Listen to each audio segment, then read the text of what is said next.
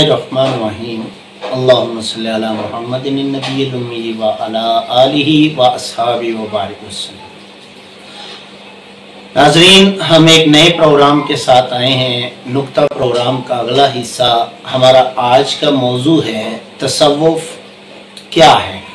तसव्वुफ के बारे में हम जानेंगे। हमारे साथ हैं इस वक्त हमारे मेहमान जनाब प्रोफेसर डॉक्टर जाहिद हसन चुगताई साहिब, और आज हम आपसे सीखेंगे तसव्वुफ क्या है। तसव्वुफ क्या मौजूदा दौर में भी कहीं कोई फ़कीरी नज़र आती है, जैसे आप लोगों के ज़हन में सवाल पैदा होते हैं कि रूहानियत क्या है, क्या हम भी वलायत की तरफ सफ़र कर सकते हैं, और ये सालिक और मजज़ूब का क्या फ़र्क है। और हमने देखा है बाज़ लोग जैसे पीर मेर अली शाह साहब, उन्होंने इल्मी काम किया, अदबी काम किया, और बाज़ लोगों के बारे में हमने सुना है कि उनका इल्मी मुकाम व मर्तबा ऐसा नहीं था, बस वो फ़कीरी लाइन में ऐसे थे कि फटे पुराने कपड़े पहने होते हैं और कहीं भी वो गुज़र बसर कर रहे होते हैं। तो हम इन तमाम चीज़ों के दरमियान फ़र्क जो हमारे मौजूदा दौर में ज़हन में सवालात आते हैं, उनके बारे में निहायत आसान अंदाज में जानेंगे। रब्बि शरह ली सदरी व यस्सिर ली अमरी वाहलुल उक़दतम मिन लिसानी यफ़क़हू क़ौली।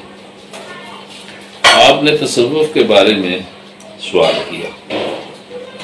तसव्वुफ जो है, अगर उसको बहुत मुख्तसर तरीन पैराए में हम यहाँ उसका तज़किरा करें तो ये मकारिम अखलाक, मकारिम अखलाक हैं। और मकारिम अखलाक की जो तवज्जी की है वो रूमी ने सबसे खूबसूरत की। क्या और ये असल में एक ऐसा रास्ता है कि जो बड़ा समलाख है, और बड़े इसमें फूल तो कई बाद में कोई दस्तरस में आते हैं। ये असल में कांटों का सफ़र है। और रूमी का एक शेर है कि खंजरे खामोशियो शमशीर जू नेज़ाए तन्हाई ओ तरके हजू। ये 6 चीज़ें मकारिम अखलाक में, ये 6 चीज़ें बहुत बुनियादी हैं जो कि जिसका तज़किरा रूमी ने किया है जी। खंजर खामोशी है जी, और शमशीर जू, जू कहते हैं भूख की तलवार को, है जी। और खंजर खामोशियो शमशीर जू नेज़ाए तन्हाई ओ तरके हजू। और तन्हा बैठकर इस्तग़राक़ के आलम में अल्लाह की माहियत पर, अल्लाह करीम की माहियत पर, उसके जो आसार हैं उसकी माहियत पर और गौर करना। और फिर ये चौथी चीज़ जो है वो है तर्के हजू, लोगों से एतराज़ करना, है जी। लोगों से एतराज़ करना। वो एक दरवेश दूसरे को मिला, उसने कहा कि मुझे लोग छोड़ते नहीं है, वो बड़ा तंग करते हैं और मुझे अल्लाह अल्लाह नहीं करने देते, तो मैं क्या करूं। उसने कहा कि तुम्हारे पास सारे लोग जो आते हैं ये दुनियावी मकासद के लिए आते हैं। जो अमीर आए उनसे आप जो है वो कर्ज मांगो, पैसे मांगो, और जो गरीब आए उनको दो, उनको दो। वो गरीब जो है वो लेकर भाग जाएगा, वो नहीं आएगा, और वो अमीर जो है वो चूंकि देगा नहीं, ज्यादा दोबारा आएगा। अच्छा, अब ये जलालपुर शरीफ वाले हैं ना, ये पीर मेरे शाह साहब के ये सियाल शरीफ से ये भी बैठ थे, तो वो उनका एक बड़ा खूबसूरत फरमूदा है। उन्होंने कहा कि हमने अपनी मरीजों की औसत निकाली है। अच्छा, उसमें 99% तो सारे दुनियावी ख्वाहिशात लेकर आए। वो जिसका तज़किरा पीर नसीरुद्दीन नसीर साहब नहीं करते, अमूमी तौर पर वो अपने तकरीरों में करते हैं, तो वो जनाब वो कहते हैं कि 99% तो दुनियावी ख्वाहिशात के लिए आते। उसके बाद कोई 1% से थोड़े से कम खिलाफतें लेने वाले आते हैं। अच्छा, और शायद ही 0.0001 जो है वो अल्लाह का रास्ता पूछने के लिए आते हैं। तो तसव्वुफ जो है ये असल में हर बंदे का वो है नहीं है, सिलसिला नहीं है। अब सर तसव्वुफ के लिए पीर होना जरूरी है? नहीं, पीर तो देखे ना एक नहीं, देखिए पीर जो है ना वो एक टाइटल बना लिया है, मुर्शद पीर। ٹھیک ہے جی، وہ ٹائٹل ٹھیک ہے، وہ مرشد بھی ہوتا ہے، وہ پیر بھی ہوتا ہے، جو اس کو کہہ لیں، لیکن اصل میں یہ چیزیں اس کے اندر خود نہیں ہوتی. فی زمانہ جو پیر اور جو مرشدین ہیں ان کے اندر یہ ساری چیزیں نہیں ہیں. آپ دیکھیں نا یہ رومی کا یہ شعر، یہ کوالٹیز دیکھ لیں ذرا ان میں جی. خنجر خاموشی نہیں ہے، شمشیر جو نہیں ہے، نیزہ تنہائی نہیں ہے، درک ہجو نہیں ہے جی. وہ 24 گھنٹے جو ہے وہ بیچ میں مریدوں میں بیٹھے رہتے ہیں. اور اچھا اب یہ ہے کہ اس میں بنیادی مسئلہ یہ ہے کہ اللہ اللہ کرنا جو ہے یہ اس کا وصف ہے، وصف ہے. وہ جو اللہ کا بندہ ہے نا، وہ قرآن کریم میں اولیاء اکرام کے جو اللہ کے دوست ہیں ان کی جو خواص ہیں سارے کے سارے وہ اس میں موجود ہیں. لا خوف علیہم ولا ہم یحزنون، ان کو خوف نہیں ہوتا اور وہ کبھی غمگین بھی نہیں ہوتے ہیں. اور آپ دیکھ لیں یہ علامہ اقبال کو دیکھ لیں آپ جی، تو یہ کلندر کے اس مرتبے پر فائز تھے. یہ جو کلندر لاہوری کا کلندر لاہوری ان کو کہتے ہیں. لوگوں کے اپنے اپنے محسوسات ہیں. تو انہوں نے خود کلندر جزب حرف لا الہ کچھ نہیں رکھتا، فقیہ شہر کاروں ہے لغت ہائے حجازی تھا. کیا بات. اچھا اب اس میں جو ہے نا وہ علامہ اقبال جو نے وہ شروع میں جو مشاعرے پڑھے ہیں فلاحی مقاصد کے لیے، انجمن حمایت اسلام کے اور وہ دوسرے چند مشاعرے، اس کے بعد کوئی مشاعرہ میں نہیں گیا. اور آج اگر پاکستان میں جو ہمارے کلاسیکل شعراء ہیں ان کا اوسط نکالیں تو سب سے زیادہ پڑھا جانے والا اقبال ہی ہے. مشاعروں میں گیا اور پڑھا جاتا ہے. اچھا اب فی زمانہ جو شاعر ہیں وہ یہ سمجھتے ہیں کہ شاید مشاعرے پڑھنے سے ہماری بہت زیادہ پبلسٹی ہوگی اور ہم بہت زیادہ شہرت پا لیں گے. یہ بات نہیں ہے. اچھا سر، یہاں سوال یہ ہے تصوف میں صاحب صوف کو صوفی جیسے کہا جاتا ہے، یہ ٹرم کیسے آپ دیکھتے ہیں، یہ کیا ہے اس کی وجہ؟ دیکھیں جی بات یہ ہے جی کہ دیکھیں ایک حد فاصل ہے. جو رہبانیت ہے نا جی وہ اسلام میں نہیں. لا رہبانیت فی الاسلام، وہ اسلام میں نہیں ہے، رہبانیت نہیں ہے. اور لیکن دنیا سے جو ہے وہ اعتراض کرنے کا جو وہ عنصر ہے وہ موجود ہے. رسول پاک صلی اللہ علیہ وسلم نے اور قرآن نے بھی کہا کہ یہ دنیا کی زندگی کو تو کھیل تماشا ہے، اس میں وقت ضائع کرنے کی بجائے. اور پھر اللہ تعالیٰ نے بابان بہت کہا کہ ہم نے انسان کو صرف عبادت کے لیے پیدا کیا، اور عبادت میں مکارم اخلاق سب سے زیادہ ہے، سب سے زیادہ.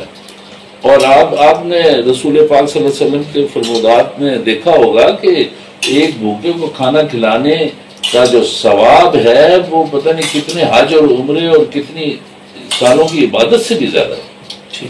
اس لیے مکارم اخلاق سے باہر تو تصوف ہے ہی نہیں ہے نا.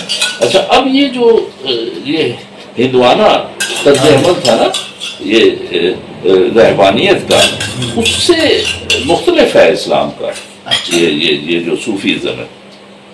اور یہ صوفیزم جو ہے وہ بنیادی طور پر یہ اپنے اندر جھانکنے کا ایک عمل ہے. ٹھیک ہے جی.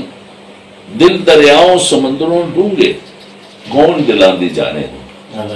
اچھا اب بات یہ ہے کہ سارا منظر نامہ جو ہے وہ یہ بزرگوں کے نزدیک سارا منظر نامہ تو داخلی ہے، خارجی تو کچھ بھی نہیں ہے. اچھا خارجی تو وہ ہے کہ جو میں اور آپ ہم لوگ ایک دوسرے کو دیکھ رہے ہوتے ہیں، ایک دوسرے کے ساتھ معاملات کر رہے ہوتے ہیں. سارا جو نظام ہے روحانیت کا وہ تو داخلی ہے سارا.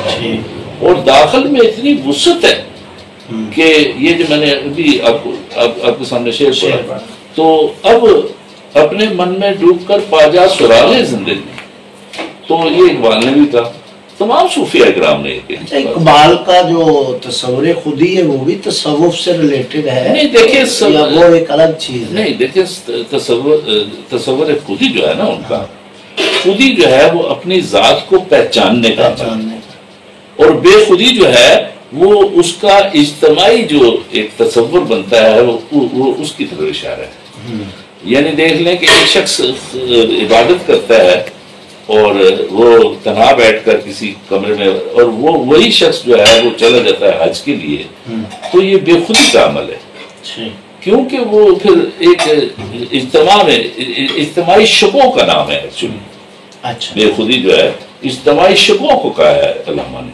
اچھا، یہ جو ٹرمز ہیں دو، ایک سالک بولا جاتا ہے اور ایک مجذوب بولا جاتا ہے، ہیں دونوں ہی صوفیزم میں شامل دونوں لوگ، یہ تھوڑی سی وضاحت فرما دیں۔ ہاں، میں یہ بڑا ضروری ہے جی، یہ بہت ضروری ہے۔ لوگ اس میں حد فاصل بھی نہیں رکھتے اور لوگ اس کے بارے میں بہت سارے مغالطوں کا بھی شکار ہو جاتے ہیں۔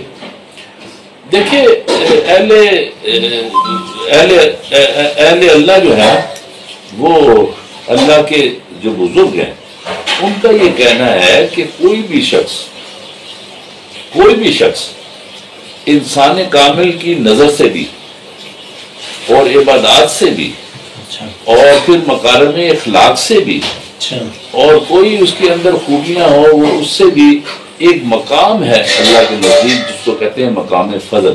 یہ صوفیہ اکرام نے کہا مقام فضل، اس پر وہ فائز ہو جاتا ہے، وہ بندہ اس پر فائز ہو جاتا ہے۔ اور یہ کوئی ایک دو دن کا عمل نہیں ہے، یہ مسلسل عمل پیہم ہے یہ۔ تو وہ اس پر فائز ہو جاتا ہے، جب اس پر فائز ہوتا ہے تو وہاں پر اس کی استطاعت ہے۔ اگر تو وہ اپنے ہوش و حواس، مقام فضل ایک ایسا مقام ہے کہ جہاں پر اللہ تعالیٰ کی تجلیات کا ڈائریکٹ نزول ہوتا ہے۔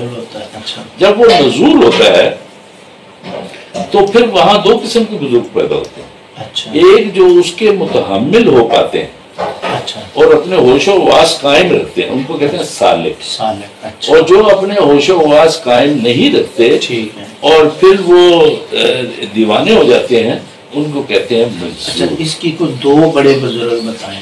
یہ جیسے کہ آپ دیکھ لیں، یہ بڑی امام جو ہیں یہ مجذوب ہیں، یہ مجذوب، اور ان کی اگر مثال میں دوں آپ کو سالک کی، تو وہ پیر محدود کی شاید۔ یہ احمد سر تھے تقریباً؟ نہیں، احمد سر تھے یا نہیں تھے، میں آپ کو وہ مثال ہے۔ امام بھائی جو ہے وہ مجذوب۔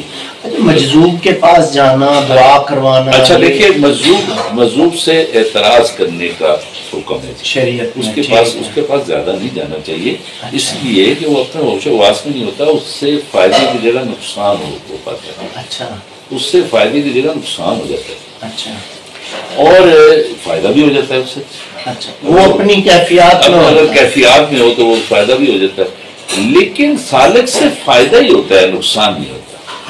اچھا دیکھیے، میں اپنی ایک واردات آپ کو بتاتا ہوں کہ میرا آبائی علاقہ جو ہے راولپنڈی میں، وہ لال چوکتی چھاونی ہے، تو وہاں پر کسی زمانے میں پڑھتا تھا جب اسکول میں دوسری تیسری جماعت میں، تو مجھے پتا لگا کہ انڈس روڈ پر سائیں مرچو جو ہے وہ بیٹھا رہتا ہے۔ اچھا، سائیں مرچو، وہ لوگوں نے نام رکھا، یہ مجذوب اصل میں وہ مرچیں جو ہے نا، وہ لنگری میں گھوٹتا رہتا تھا تو وہ مرچیں کھاتا تھا، تو اس لیے لوگوں نے اس کو گولی والی سرکار بھی کہتے ہیں۔ ان کا مزار جو ہے یہ گولڈن شریف کی جو ریلوے لائن ہے نا، اس کے ساتھ ہے۔ آپ کی ایج اس وقت کیا تھی؟ میں کوئی ایسے ہی 10-12 سال کا، 10 سال کا ہوں گا۔ تو وہ جناب ایسا ہوا کہ میں عقیدتاً ان کے پاس جا کر بیٹھ جاتا تھا، مجھے یہ بھی نہیں پتا تھا کہ یہ مجذوب ہیں یا سالک ہیں، یہ کچھ بھی۔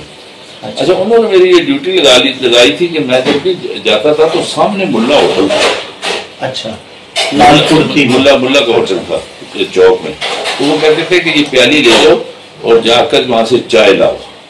تو وہ بڑی گندی سی پیالی ہوتی تھی، میں اس کو دھو دھا کے تو ایک پیالی فالتو بھی لے کے آتا تھا، کیونکہ مجھے پھر ان کی عادت یہ پتہ لگی کہ وہ کہتے تھے تم بھی پیو میرے ساتھ چائے، تو وہ پھر میں ایک پیالی فالتو بھی لے آتا تھا۔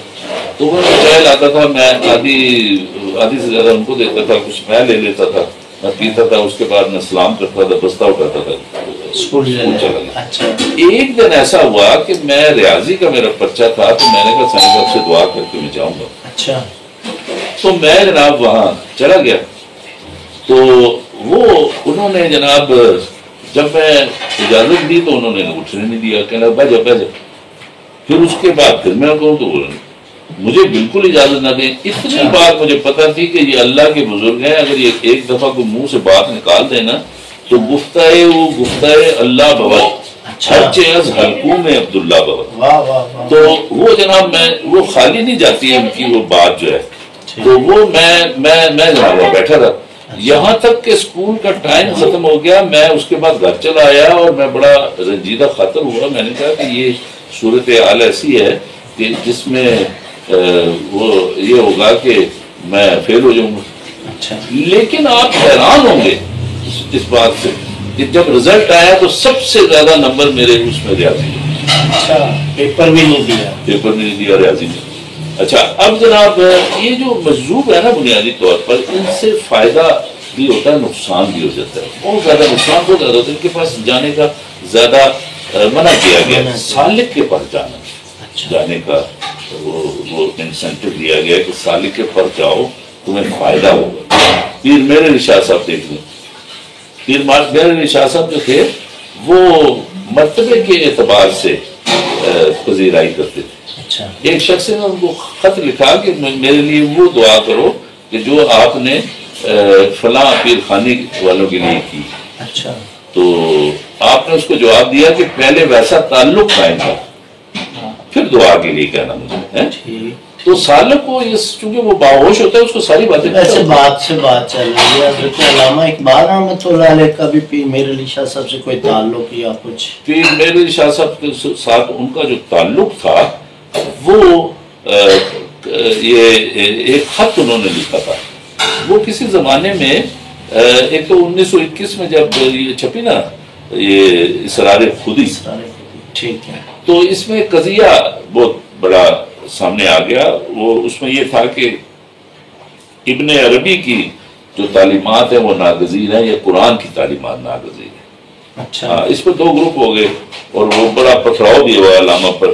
علامہ نے پھر نیکسٹ اس کا ایڈیشن چھاپا تو وہ حافظ کے خلاف جو انہوں نے نظم لکھی تھی 20 اشعار کی 20 سے کم و بیش اشعار تھے تو وہ انہوں نے حذف کر دی.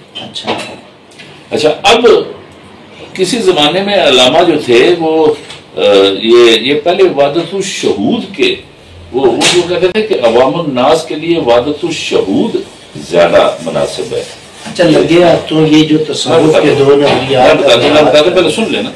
تو وحدت الشہود جو ہے وہ ہما از اوست ہے. ہما از اوست یعنی آپ پھول کو دیکھیں تو آپ کو یہ ادراک ہو کہ اس کا بنانے والا خوبصورت ہے تو یہ وحدت الشہود ہو گیا.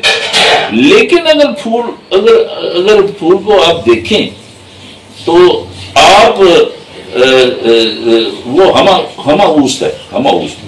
تو پھر آپ کو اللہ کی طرف وہ جو ہے آپ کا تصور چلا جائے اور پھول کو بھی آپ بالکل ویسے ہی سمجھ لیں اس میں جیسے اللہ تعالیٰ نے انسان کے اندر روح ہوگی نا. تو الستو بربکم قالوا بلی یہ قرآن میں آیات ہیں. تو اصل میں جو فرشتوں کو حکم ہوا نا کہ اس کو آدم کو سجدہ کرو تو وہ اصل میں اپنی روح پھونکی ہوئی تھی اس میں ونفخت فیہ من روحی. اس نے اپنی روح پھونکی ہوئی تھی تو اس کو سجدہ کروا رہا تھا وہ. تو وہ پھر وحدت الوجود کے بارے میں اتنا زیادہ بحث کرنے کی گنجائش بھی نہیں اور منع بھی کیا گیا. ہما سب کچھ ہوا. سننے نا جی آپ آگے چلتے ہیں تو ایک بات کو کلیئر ہونے دینا. ہما اوس جو ہے نا وہ یہ ہے کہ قطرہ اور سمندر کا تعلق ہے. وہ صوفیاء نے کہا کہ جس طرح قطرہ ہے نا قطرے کے اندر بھی وہی کوالٹیز ہیں جو پورے سمندر کے اندر. قطرہ بھی سمندر ہے. یہ ہے اصل میں باریک ایک نقطہ وحدت الوجود کا.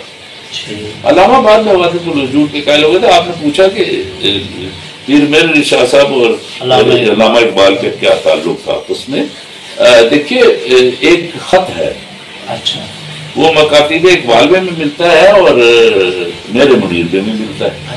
وہ علامہ نے لکھا تھا ان کو یہ پیر میر علی شاہ صاحب اور بڑے باریک بین قسم کے اس میں انہوں نے نکات ان سے وضاحت پوچھی تھی.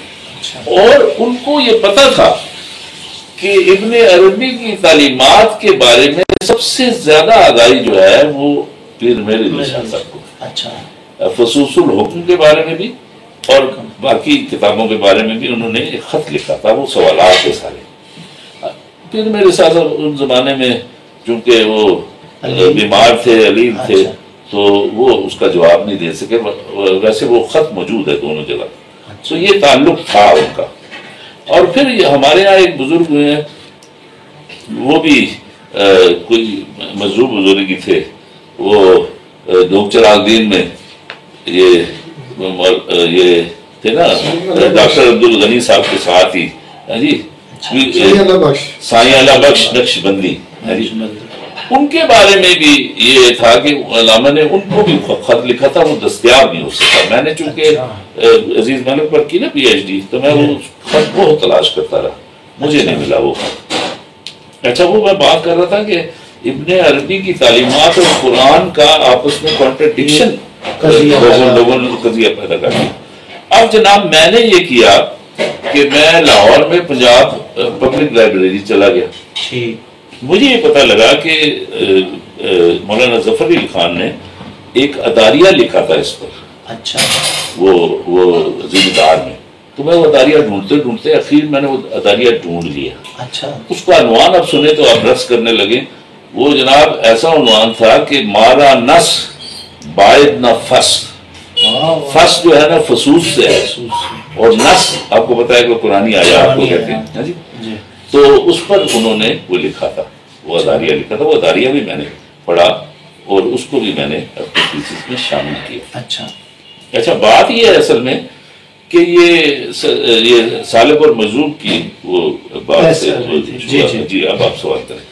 اچھا، سالک اور مجذوب موجودہ دور میں مثلا اگر کوئی آدمی تصوف میں اس کو صوفیزم میں جانا چاہتا ہے تو اس کے لیے کیا طریقہ کار ہے؟ مثلا جیسے لوگ کہتے ہیں یار بعض اوقات دل کھٹا ہوتا ہے دنیاوی معاملات سے، بعض اوقات انسان کہتا ہے یار بس یہ جتنا کچھ ہو گیا ختم، میں نا اللہ کے قریب ہونا چاہتا ہوں، وہ کیا راستہ ہے یا کیا کیا جائے؟ ایک دقت ہے جی، فی زمانہ ایک دقت ہے کہ لوگوں نے تصوف اور بزرگوں کے ساتھ تعلق کو دنیاوی اغراض کا نام دے دیا۔ ہاں ٹھیک، میں نے ابھی آپ کو بتایا نا، جی بالکل، جلال پور شریف صاحب کے وہ جو تھے پیر صاحب، ان کا کہ انہوں نے اوسط نکالی، وہ کہتے ہیں وہ جو ہے شاید ہی 0.0001 لوگ جو ہے نا وہ اللہ کا رستہ پوچھنے ہم سے آتے ہیں۔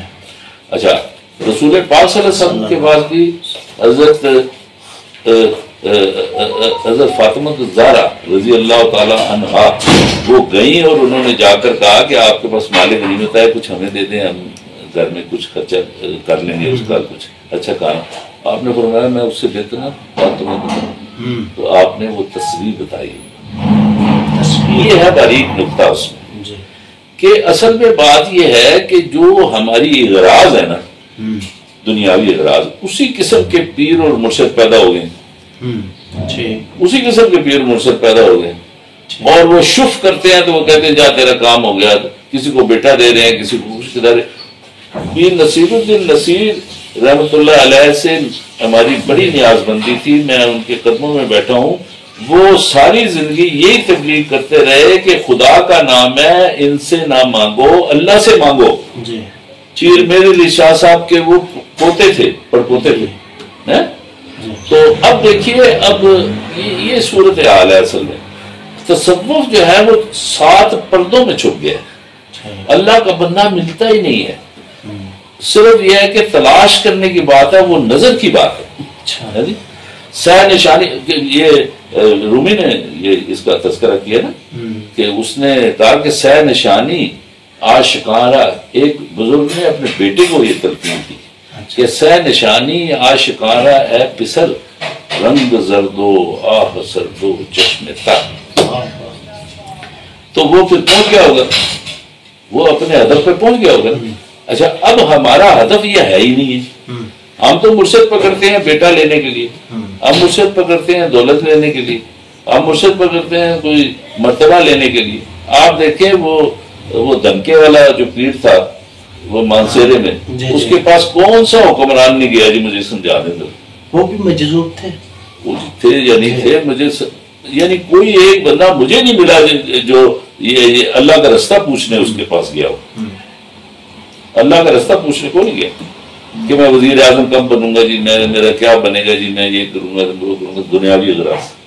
یہ ہے اصل میں قضیہ، بنیادی مسئلہ یہی ہے کہ اچھا رسول پاک صلی اللہ علیہ وسلم نے سیدھی سی بات کہی ہے کہ جو اللہ کا بندہ ہے نا، یعنی ولی اللہ آپ اس کو کہہ سکتے ہیں، وہ اس کی ایک ہی پہچان بتائی ہے کہ اس کے پاس جب آپ بیٹھیں تو آپ کو اللہ یاد. سیدھی سی بات، دوسری اس میں رائے کوئی نہیں ہے کہ جب اس کے پاس آپ بیٹھتے ہیں تو آپ کو اللہ یاد آتا ہے. تو جب اللہ یاد آتا ہے تو پھر ظاہر ہے وہ تو یہ اصل میں جو دنیاوی بہت سارے پیر ہم نے دیکھے ہیں، بے شمار پیر ہیں جی. لال کرتی میں بہت سارے، میں کس کا نام یہ وائرل ہو جائے گی. تو بات یہ ہے جی کہ اللہ تعالیٰ محفوظ رکھے. اچھا سر، تصوف کے سلاسل ہے مختلف، اس پہ کوئی روشنی ڈالیں گی؟ یہ تو یہ ہے نا کہ گلدستہ بنتا ہی اس وقت ہے کہ جب آپ مختلف پھول اس میں لگاتے ہیں. ٹھیک ہے جی. یہ تو اصل میں روحانیت کا گلدستہ ہے. ٹھیک. اور پھر یہ کہ یہ آپ نے پوچھا نا یہ روحانیت اور تصوف کہاں ہے، صوفیزم کہاں ہے. اچھا اب دیکھیں کہ میں مثلا سلسلہ چشتیہ کی بات کرتا ہوں جی. ٹھیک. کہ حضرت نظام الدین اولیاء کے سب سے چہیتے جو تھے وہ مرید وہ تھے امیر خسرو. اچھا. امیر خسرو جامع الکمالات، وہ جامع کمالات. تو وہ جناب اب وہ سب سے چہتے تھے، لیکن خلافت کی باری آئی تو ان کو نہیں دی. اچھا. چراغ دہلوی کو دی. اچھا. یہ خلافت جو ہے یہ بنیادی طور پر یہ نسل در نسل چلتی نہیں ہے. اچھا. جو ہمارے ہاں نہیں ہے، یہ تو اصل میں وہ اس کو دی جاتی ہے جو اس کا اہل ہو. اور وہ ضرورت نہیں ہے اس کا بیٹا، وہ ضروری نہیں ہے کہ اس کا بیٹا ہی ہو، ہے نا. اب یہ امیر خسرو کی بات سن لیں، وہ تو آپ جائے نا کبھی وہ نظام الدین اولیاء کی درگاہ پر لکھا ہوا ہے کہ شاہاں چے عجب گربہ نوازن گداں. اچھا یہ 7 سال کا بچہ تھا، یہ اپنے باپ کے ساتھ آ گیا. ترکن نسل تھا امیر خسرو. اس نے آ کر وہاں ربائی پڑھی بھی نہیں، نہ لکھی نہ اندر بیچی. حضرت نظام الدین اولیاء کو ایک ربائی اپنے دل میں موضوع کی کہ تو آ شاہے کے بر ایوان کثرت کبوتر گھر نشینت باز کرتا، کہ تو ایسا بادشاہ ہے کہ تیرے منڈیر پر کبوتر آگے بیٹھے تو وہ باز ہو جائے. کیا بات. غریب مستمندے بردر احمد بیاید اندروں یا باز کرتا. میں غریب مستمند آیا ہوں تیرے در پر، اجازت ہو تو اندر آ جاؤں، نہیں تو واپس چلے جاؤں. اچھا. اندر ان کو الکا ہو گیا. اچھا. یہ ربائی انہوں نے بھی اس کا جواب لکھا. اچھا. ایک کاغذ پر لکھ کر انہوں نے کہا کہ جا کر باہر ایک بچہ بیٹھا اس کو دے دو. پھر یہ اندر گئے تو یہ جا کر مرید ہو گئے. یہ تھا اصل میں یہ روحانی تعلق جو ہے نا یہ جڑ گیا. اور کوئی اغراض نہیں ہے اس میں.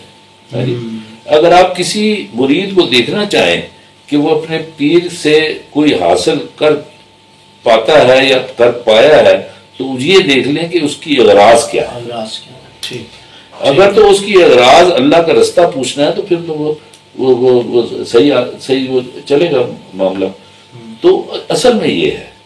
باقی یہ ہے کہ تصوف جو ہے یہ ایک ایسی چیز ہے کہ یہ صوفی جو ہے وہ مین ٹو مین ڈفرنٹ بھی ہوتا ہے. اچھا. تو یہ ضروری نہیں ہے کہ ایک صوفی کے طور اتوار دوسرے کے ساتھ میں جیسے سلاسل میں فرق ہے. سلاسل میں کوئی فرق نہیں ہے. سلاسل تو دیکھیں نا سوائے ایک سلسلہ ہے نقشبندیہ کا. اچھا. وہ حضرت ابوبکر صدیق سے چلتا ہے. اچھا. باقی سب حضرت علی سے. اچھا جی. انا مدینۃ العلم وعلی بابها. جی. اور رسول پاک صلی اللہ علیہ وسلم نے جو حضرت علی کی تعریف کی ہے وہ بھی تو معمولی تعریف تو نہیں ہے. ایک جگہ حضرت رسول پاک صلی اللہ علیہ وسلم آیا کہ قرآن علی سے ہے اور علی قرآن سے ہے. اور اگر قرآن کے 10 حصے کریں تو 9 جو ہیں وہ حضرت علی کو ملیں گے. تو انہوں نے بانٹنے تھے نا وہ، تو انہوں نے مختلف سلاسل کے لیے بانٹے ہیں جی. اور وہ سارا سلسلہ تو کوئی ایسا مسئلہ نہیں ہے. یہ گلدستہ ہے اصل میں. جب تک اس میں مختلف رنگوں کے پھول نہیں لگائیں گے آپ وہ گلدستہ بنے گئے.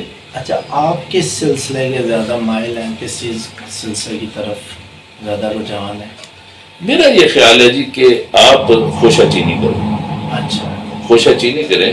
جہاں کہیں آپ کو کوئی نظر آتا ہے اس میں کوئی ایسا شگوفہ ایسا پھول، اس کو اپنے دامن میں لے لیں. اچھا، اس کو سمجھنے کے لیے تصوف کو یا مزید اس راہ میں اترنے کے لیے ذوق و شوق پیدا کرنے کے لیے کوئی کتابیں بھی سجیسٹ کرتے ہیں یا کوئی طریقہ کوئی عمل کیا کیا جائے؟ مطلب ایسے دیکھیں عمل جو ہے نا وہ علامہ اقبال والا وہ زیادہ صاحب ہے. اچھا. ان کی ملاقات تو نہیں ہوئی نا، رومی تو ان سے پہلے کہیں گزر گئے. ٹھیک ہے جی. تو وہ انہوں نے کہا کہ پیر رومی خوک رو اکثیر کر از غباء رم جلوے آ تعمیر کر. تو وہ اصل میں جیسے کہ یہ ہے نا میاں محمد بخش، تو ان کے پیر بھی ان سے پہلے گزر گئے تھے، لیکن روحانی فیض تو بعد میں. فیض اب جب مرضی حاصل کر سکتے ہیں، اس کے لیے ضروری نہیں کہ وہ بندہ زندہ ہو. ٹھیک. وہ اللہ کا بندہ اگر نہیں بھی زندہ پھر بھی آپ اس سے لے سکتے ہیں. اور آپ نے علامہ نے جا بجا یہ باتیں کی ہیں. اسی کشمکش میں گزری میری زندگی کی راتیں، کبھی سوز و سازے کبھی پیچھے رہا. تو اصل میں بات یہ ہے کہ یہ ڈیپینڈ کرتا ہے کہ کتنے آپ اس کے ساتھ منسلک ہیں. اور یہ لوگ مرتے نہیں ہیں یار، یہ زندہ رہتے ہیں. یہ اپنے فیوز و برکات بانٹ رہے ہوتے ہیں اگر کوئی لینا چاہے. رسول پاک صلی اللہ علیہ وسلم بھی زندہ ہے، تو وہ بھی اپنے فیوز و برکات جو ہیں وہ بانٹ رہے ہوتے ہیں. تو وہ کوئی لینا چاہے تو لے لے، نہیں لینا چاہے تو ظاہر وہ. لیکن یہ ہے کہ یہ تائید عزتی سے ہوتا ہے. اچھا. یہ اللہ کے اذن سے ہوتا ہے. پورے قرآن کریم میں اللہ تعالیٰ نے فرمایا کہ جس کو چاہیں ہدایت دے دیں، جس کو چاہیں گمراہ کر دیں. لیکن ایک بات ہدایت کے بارے میں کہا کہ اگر اس کے اندر خود یہ ایک وہ پوٹینشیل ہو تو پھر ہم اس کو ہدایت دے دیں گے. تو وہ جناب یہ روکیں گے جناب. اور جنید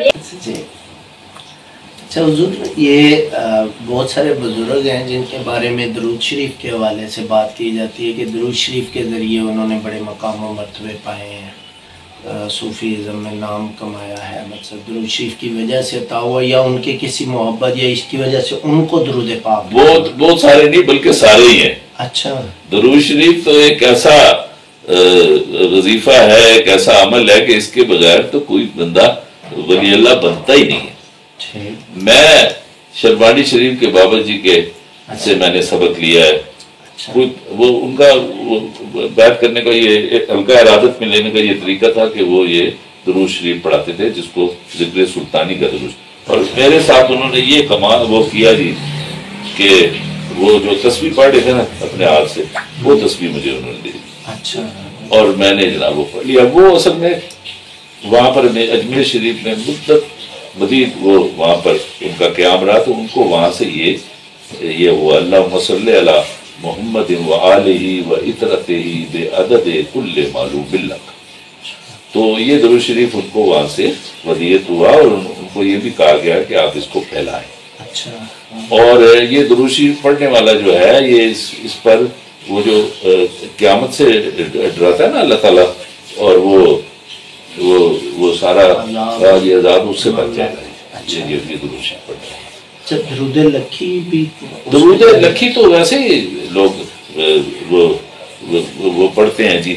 یہ اس کا تعلق تو اس سے ہے نا محمود غزنوی سے.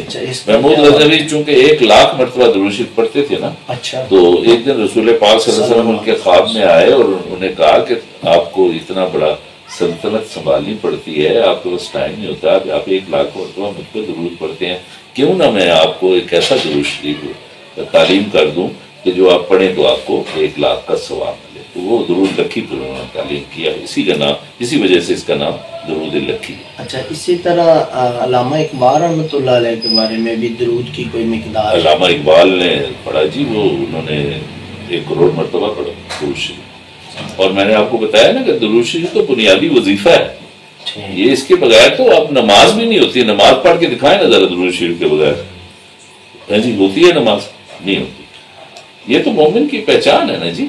پھر ایک شخص آیا، اس نے کہا جی کہ میں دعا میں صرف درود شریف پڑھتا ہوں. آپ نے فرمایا تو آپ نے اس پر بہت خوشی کا اظہار کیا. ہاں جی. تو درود شریف ایک ایسی چیز ہے کہ یہ دعا بھی ہے اور دوا بھی ہے اور یہ رستہ بھی بتاتا ہے. اور چونکہ رسول پاک صلی اللہ علیہ وسلم کا تعلق ہو جاتا ہے، آپ ان پر درود شریف پڑھیں تو آپ ان پر سلام پڑھیں گے تو آپ پر بھی سلام پڑھیں گے. فَاذْكُرُونِي أَذْكُرْكُمْ. تو وہ پھر یہ صورتحال ہے اصل میں. اور اللہ تعالیٰ نے چونکہ وہ یہ کہا جی کہ میں بھی درود شریف پڑھتا ہوں، تو یہ تقلید عزدی ہوگی نا. تو تقلید عزدی آپ کریں گے تو وہ پھر کئی لوگوں نے صرف درود شریف پڑھ کے بڑے مقامات حاصل کیے. ہاں جی، بہت مقام حاصل کیے. لیکن میں ایک بات آپ کو بتاؤں، اگر آپ پیر یا مرشد تلاش کرنا چاہتے ہیں تو اپنی طلب میں اللہ کا رستہ ڈال لیں. دنیاوی طلب کو سب کو نگیٹ کر دیں. جو دنیاوی طلب ہے جتنی بھی، یہ ہے اصل میں تصوف. کہ آپ اس میں یہ ہے کہ مولوی ہرگز نشد مولائے رو تا غلام شمس تبریزی نشد. تو آپ جناب اپنی طلب میں اللہ کا راستہ اور اللہ تک پہنچنے کی وہ آپ وہ شامل کر لیں، تو پھر اس کے بعد آپ دنیاوی دیکھیں نا، سیدھی سی بات ہے کہ رزق جو ہے وہ تو اللہ نے ذمہ اٹھایا، وہ تو دے گا. اور آپ دعا بھی کرتے ہیں جب کہ تنگی، تو وہ آپ کی تنگی بھی دور کر دیتا ہے، اور بھی سارے معاملات. لیکن اصل میں بات یہ ہے کہ جو نجات ہے وہ تو اس میں ہے نا کہ آپ اللہ کی ذات تک پہنچیں.